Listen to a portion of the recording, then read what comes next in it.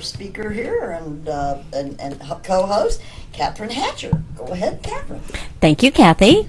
Well, I usually start out my segments with my guests talking about how they relate to image and why I brought them in here. And I'm at a loss for words because Nancy really doesn't relate to image, really. But she is, well, I guess as far as, you know, creating characters, and sometimes maybe we have to be that ourselves in the workplace or in life. But I brought her in for a lot of different reasons, and I'm going to discuss the image piece of it in a little bit further down in our line of questioning. But I'd like to tell you a little bit about her, and she's got quite a bio, and I wanted to read part of that for you all. Nancy Chartier is an actor and has worked in the film industry for over 30 years, and she must have started when she was 6, and has worked with some amazing people. Yes, she is. She's drop-dead gorgeous. Yes, she's gorgeous. Okay, I'm paying you guys more. Yes, she's paying us lots of money now.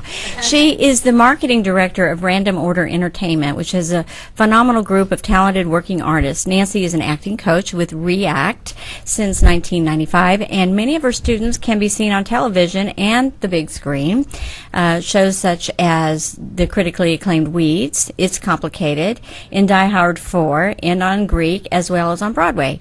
Now, she's coached on set for a feature film named Imposter, and what she did there was she brought Grammy winners Carrie, is it Livgren from Kansas, and the music group Kansas, and Kevin Max from DC Talk to be believable, natural first-time performers.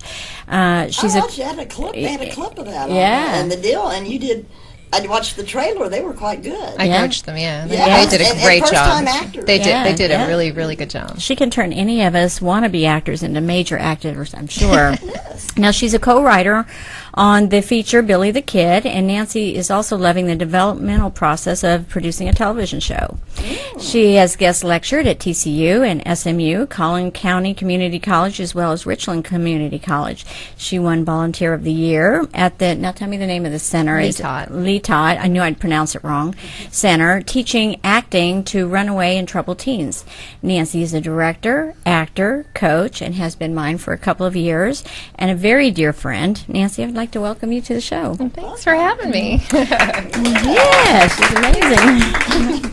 Okay, well, what I wanted to do is ask you about acting first. And what do you have to get started in film acting, and where do you start? Well, you have to have a very strong passion and drive. If you really want to do that, then you can overcome a lot, because it's a very difficult business.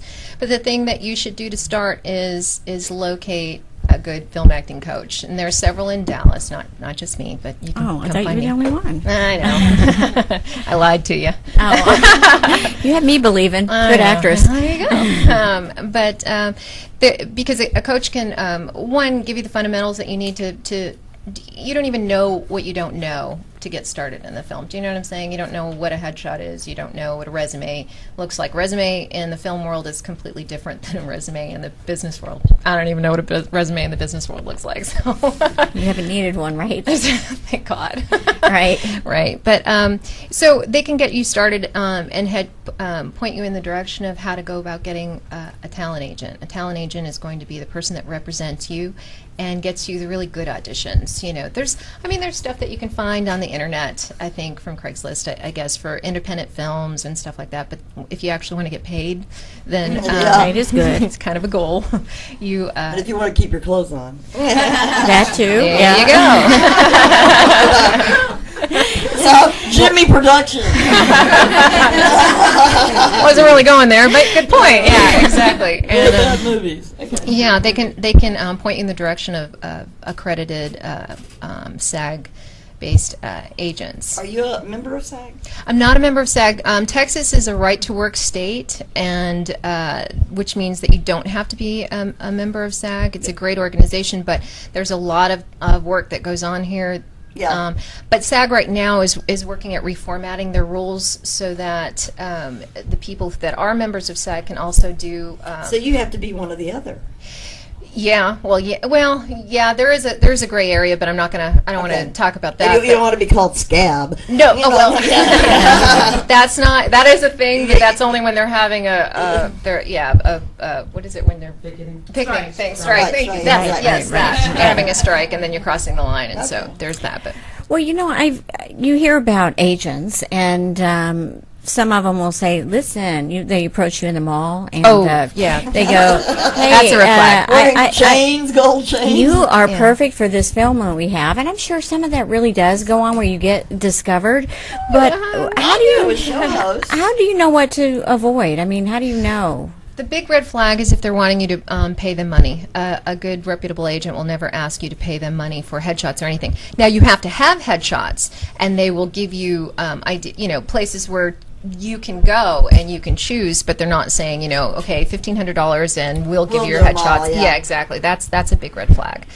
No reputable agent will do that. And usually, if you go, if you just Google in your area, you can find the, agents that are listed, and often on their websites they will have photographers and things like that listed that you can kind of look up and get your own headshots taken.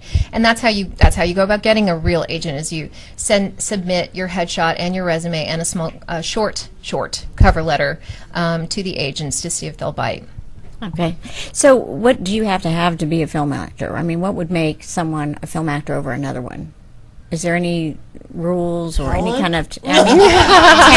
Obviously talent. Well, I mean, honestly, you can take someone who's never done anything and make them a film actor, and that some film directors prefer that, depending on how raw and how rough the style of the film is. They will actually, go into small towns and take people that just live there and just give them lines, and that's it.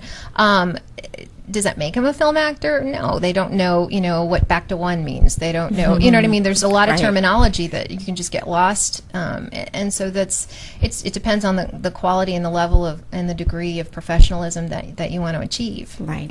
When I was growing up, I always wanted to be an actress, and I was fabulous. Oh, thank you. But my parents told me that I could never do that, so I gave up on that dream. Did you kill him? Yeah, you should have killed him. No, I'm about to. Get a real job. Yeah. So they're like, "Oh, no. How much therapy did that cost? Right, a lot. I'm still going. Never mind. But so now here I am at this stage in my life. Is it too late for someone like me, or is there an ideal age to get into acting? Well, the ideal age is in the womb, but but other than that, and actually, I don't even take actors that younger than 6. Really, and 6. I mean, 6 is. I've had 6-year-olds as long as they can read fluently, and to me, it's reading. It's like I'm going instead of saying I'm going to the store. I'm going to the store. If they can pick that up off the page and read that, then I can teach them. Other than that, younger than that, they just have to show up and be cute.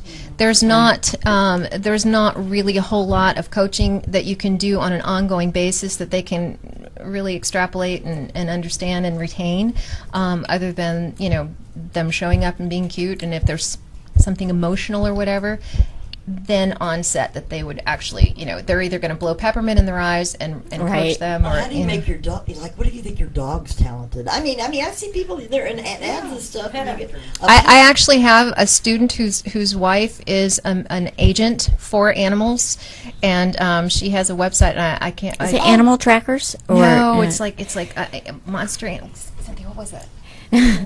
I can't remember the name of it. I'm so sorry. But yeah, they have them. Yeah.